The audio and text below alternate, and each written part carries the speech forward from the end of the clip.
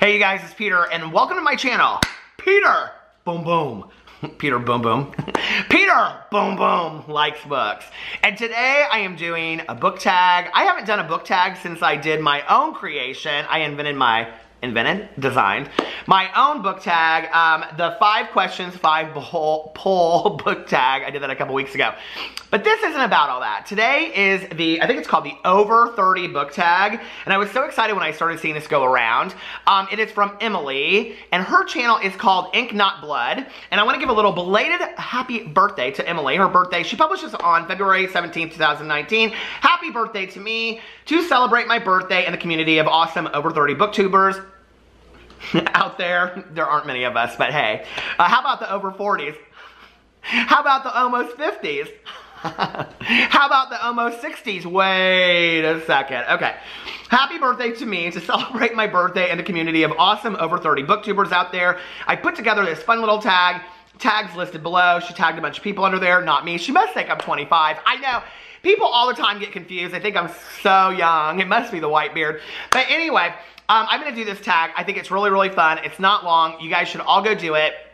And to build the booktube community, I'm going to link her channel below. Please go subscribe to Emily. I just watched a couple of her videos. She's got some great videos out there. And I highly respect anybody that comes up with their own tag. I love creative, original tags. So anyway, okay, I mean, all tags have an original at some point, don't they?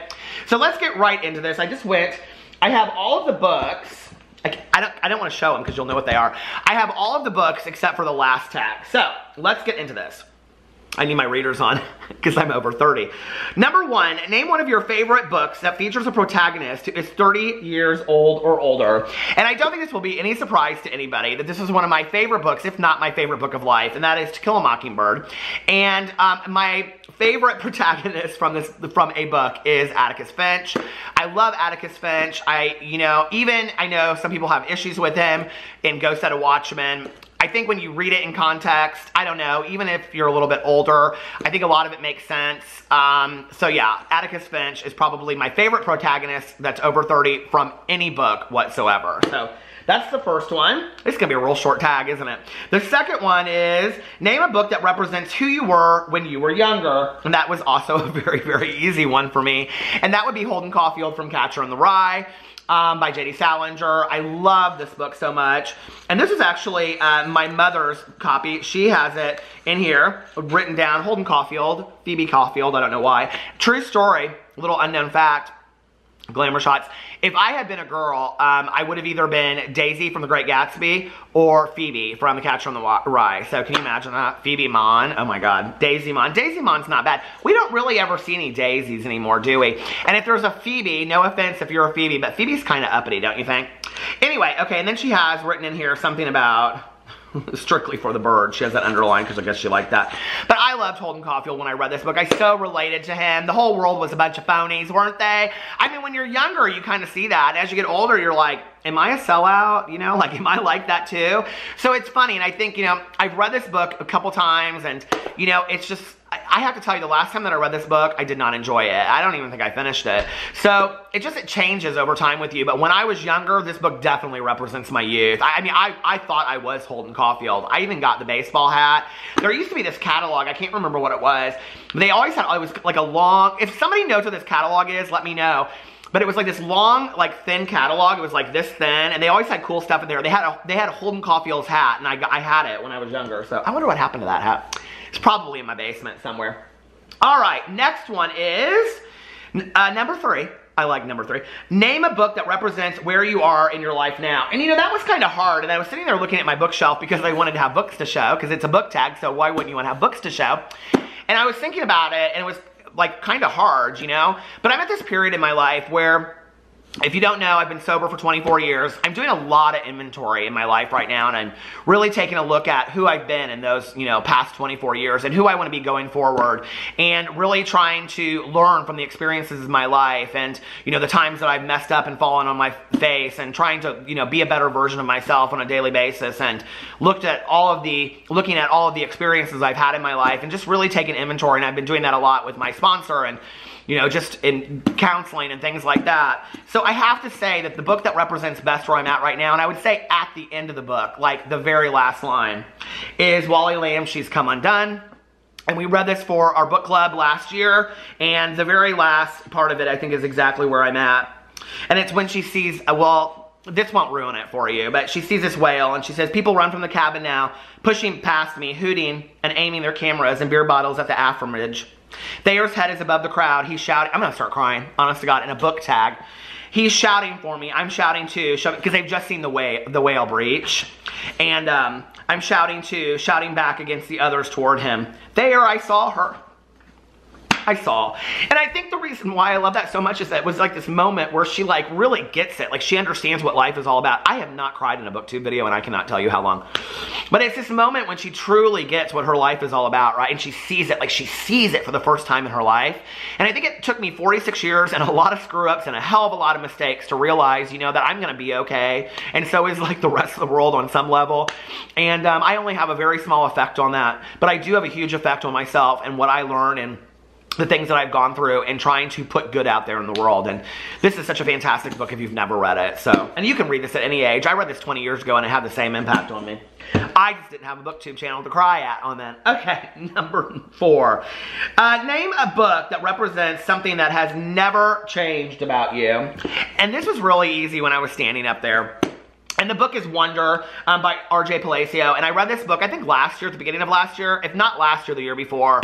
And I think this book is fantastic. The motto of that I think everybody deserves a standing ovation at least once in their life is such a truism, you know, isn't it? Like, I truly, truly believe that everybody, what is it with me today? I am like so damn emotional. I don't know what it is. I was having a great day. I hung out with a friend of mine earlier and I'm like just wanting to cry up a storm. Emily! I'm happy that you're over 30, gal, but listen, come on, don't be making the old folk cry. But anyway, you know, the whole idea of everybody deserves a standing ovation once in their life. I mean, is that not so true? Like, I totally, totally believe that, right? But the one thing that's never changed about me, I just bit the inside of my mouth, well, that. But the one thing that's never changed about me, and people in my personal life say this on a regular basis, is that I have this kind of like childlike wonder about things. And, you know, I get excited about Christmas and trips, and always the night before a trip I can't sleep, you know, and just on and on and on, and I just see the world through those eyes, and I hope that never changes, you know? I hope I never lose that hope that I had as a child, or that dreamer quality that I always had, you know? That idea that anything is possible. I've always had that since I was a little kid, and I hope I never lose that. So, wonder, I think, would be the thing about me that has never changed. Okay. Let's see. Number 5, name one of your classics. It's interesting because I almost also picked this to show 2 for my favorite protagonist over the age of 30, and that is Charles Dickens' A Christmas Carol. And, you know, I listened to a different version of this last Christmas, and then I also, on Audible, and I didn't count it as a reread because I've read this book so many times, but I also listened to, I can't remember what that book is called now. Oh, it's such a great book. I did a review about it at the end of last year. But it was a book about a girl. It was kind of a retelling of A Christmas Carol. You know, this story never gets old to me. It really, really doesn't. And I think that the whole idea of like, I don't think The Christmas Carol and the idea of Scrooge and how we use that as an adjective today really gets as much devotion. And I think, you know, I don't know, like, we don't like talk about it enough. I don't really think we do, of like what a fantastic, this isn't even a book. I mean, it's a novella, you know, like how fantastic and life world changing that this book was, and the whole character of Scrooge, you know, and the ability to be able to change who you are and to be able to, I don't know, see things through clearer eyes. I love that, and this is one of my all-time favorite classics of life. But I will say, I don't love classics.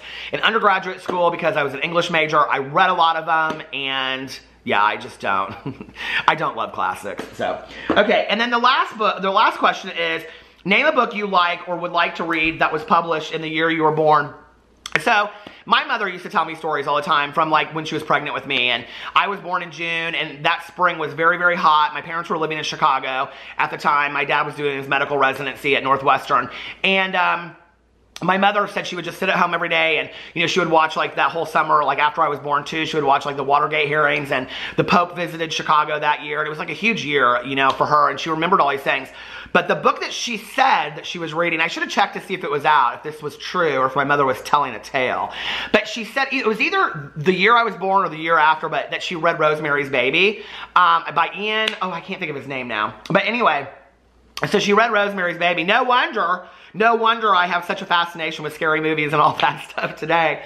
But I went on there and I went on the Google, which we didn't have in 1972. You know, it's interesting to me that kids today grow up with the internet the way it is, and we didn't have any of that back in the day. I mean, we had the Encyclopedia Britannica. Do you remember that for writing a paper? That was real crap, wasn't it? But anyway, we didn't have the Google. I love the Google. I'm obsessed with it. I know. I say the before everything. But anyway, I got on the Google and I looked up the year that I was born. And honestly, none of the books that came out that year were books that I really, really wanted to read, except in thinking about my mother. She had a book that was one of her all-time favorites, and that was All Creatures Great and Small by James Herriot. Woo! God, my emotions today. What is it? I don't know. My mother used to talk about this all the time, and I was actually just talking about this in a vlog the other day. So James Herriot, all of his books, you know, were mostly about animals, and he wrote, what is the book that he wrote about dogs? I can't remember, but she loved that book too. But All Creatures Great and Small, you know, talks about, I think he was like a country veterinarian or something, and she always like would tell me that I need to read this book. She got me a couple, I think I have a couple copies down the basement, and I never read it. It's a long book, and I've never read it, and I've always wanted to read that, you know, but I haven't. And I've also wanted to always read John Steinbeck's Travels with Charlie. I've started it so many times, and I've never finished it. Also one of her favorite books. I think it was about Steinbeck and his dog Charlie, and they went cross country. But anyway, if I'm wrong, please correct me in the comment section below. I'm always open to criticism and correction. But anyway, I've always wanted to read that book. So I don't know, maybe this year I will think about reading that. This is a really, really good vlog. This is a really, really good book tag. Thank you, Emily, for creating this, and thank you for taking me places emotionally that I never knew. I feel like I just had a reunion with my past 30 years. So anyway, let me know what you guys think about all that. I love you, and I will see you tomorrow. Bye.